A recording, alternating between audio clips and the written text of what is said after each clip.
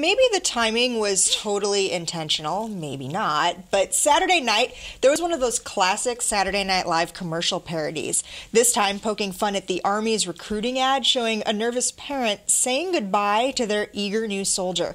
Let's take a listen to it. You know,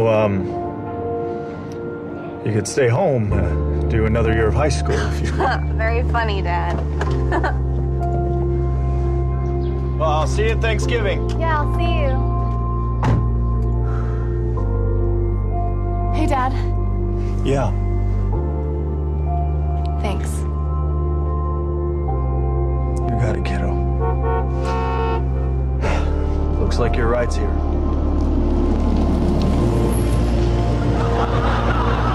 You be careful, okay?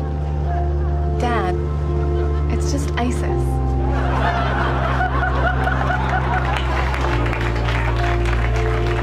That was Dakota Johnson, who was the guest star Saturday Night Live this week. A lot of viewers felt that sketch crossed the line. Your gut reactions? No. I think that it was played for that moment where the pickup truck comes up.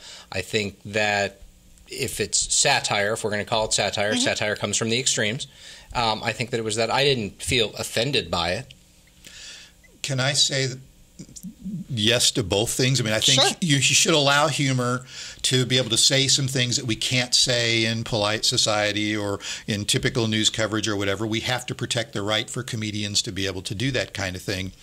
Was I also offended by it? I laughed, but was I offended by it? Yeah, when I think about him, so, well, see you back at Thanksgiving, when we have young men and women going over there to do that, and they may never come back. And so I can see why parents especially would have been offended by that, even those who really like Saturday Night Live. And especially I think part that also hit a nerve with folks was how close this also was to the death and people still mourning Kayla Mueller and the Arizona woman who was beheaded by ISIS. And just this idea that maybe it was too soon. Same time, we have a whole lot of folks out there that are saying satire and it's the only way to defeat an extremist ideology like this. Well, I think that it helps and that decision of too soon or when is a very, very delicate place to be. And I think that we saw it after 9/11. I think we see it time after time after time. And Saturday Night Live deals with that to some extent because they're on so often and they often spin off of topical events. I mean, it does show strength in a way that we can laugh about things like that,